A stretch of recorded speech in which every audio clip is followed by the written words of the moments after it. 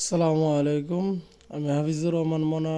আজকে আমি দশম শ্রেণীর সপ্তম অধ্যায় ব্যবহারিক জ্যামিতি সম্পর্কিত একটি সম্পাদ্য নম্বর 1 সমাধান করব।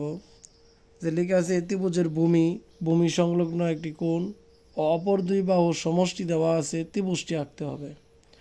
অর্থাৎ কি একটি ত্রিভুজ আঁকার জন্য কি কি লাগবে তা তারা দিয়ে দিয়েছে। এখন আমাদেরকে ত্রিভুজটি আঁকতে হবে।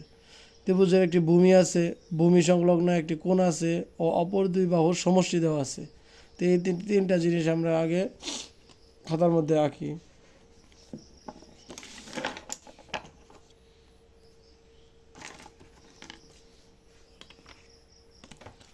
তো আমরা একটা ত্রিভুজের ভূমি নেই,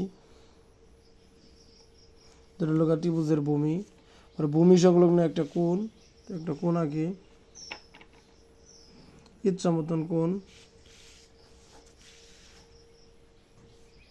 কত ডিগ্রি হবে এরকম কিছু বলা নাই, বলা হয়েছে শুধু একটি কোণ। তো আমরা কোণ নিলাম। তারপর দেওয়া আছে অপর দুই বাহুর সমষ্টি। তো আমরা অপর দুই বাহুর সমষ্টি নিই।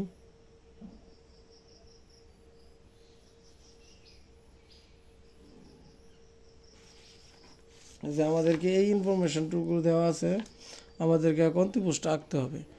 যে আমরা ধরি ত্রিভুজের ভূমি এ এবং ভূমি সংলগ্ন যে কোণটা দেওয়া আছে এটা ধরি এক্স, এবং অপর দুই বাহুর যে সমষ্টি দেওয়া আছে এটা ধরি এস। এবার আমরা ত্রিভুজটি আঁকবো। তো প্রথমে আমি যে কোনো একটি রশ্মি বি আঁকি। ত্রিভুজটি আঁকতে গেলে আমি যে কোনো একটা রশ্মি বি আঁকি।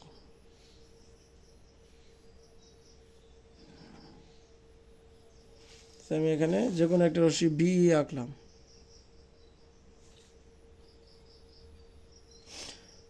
তো বি থেকে যেহেতু ভূমি এ দেওয়া আছে, এ সমান ব্যাসার্ধ নিয়ে বি সি অংশ কাটি। বি থেকে এ সমান ব্যাসার্ধ নিয়ে বি সি অংশ কাটলাম। এখন বি বিন্দুতে এক্স এর সমান করে বি এফ কোণ আঁকি। সিবি এফ কোণ আঁকি। কী করি, এইখান থেকে কোণের মাপটা নিয়ে আসি। আমরা ইচ্ছা থেকে একটা কোণ নিলাম।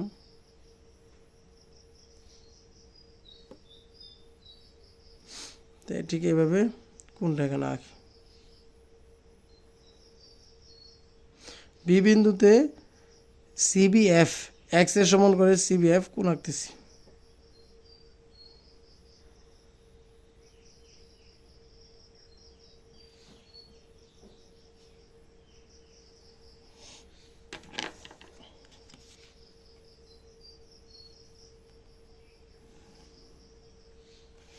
এটা হলো আমার এক্স এর সমান করে, এর সমান করে এক্স এর সমান করে সিবিএফ কোণ।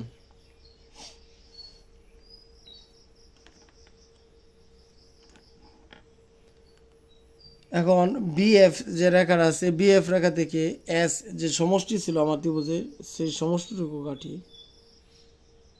এস এর সমান করে বিএফ থেকে এস অংশ কাটি, যেটা ধরি আমরা ডি বিন্দুতে সেট করে, মানে কি ডি বিন্দু। এখন সিডি যোগ করি।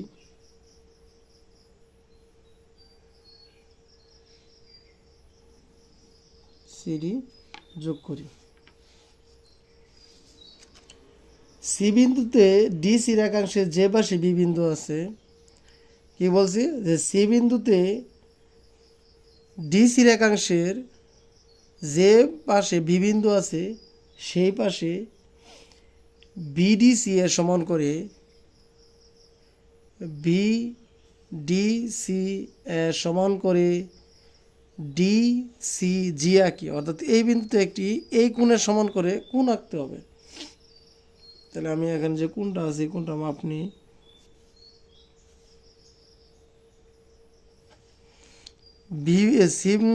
সিডি রেখাংশে যে পাশে বি বিন্দু আছে, অর্থাৎ এই পাশে বি বিন্দু আছে, আমার কোণটা এই পাশে আঁকতে হবে।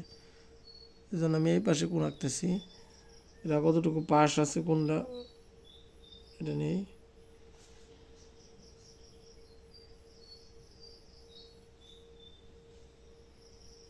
পাশ কি কোণ উৎপন্ন হবে, নতুন কোণটি উৎপন্ন হবে, তার নাম হলো ডিসিজি।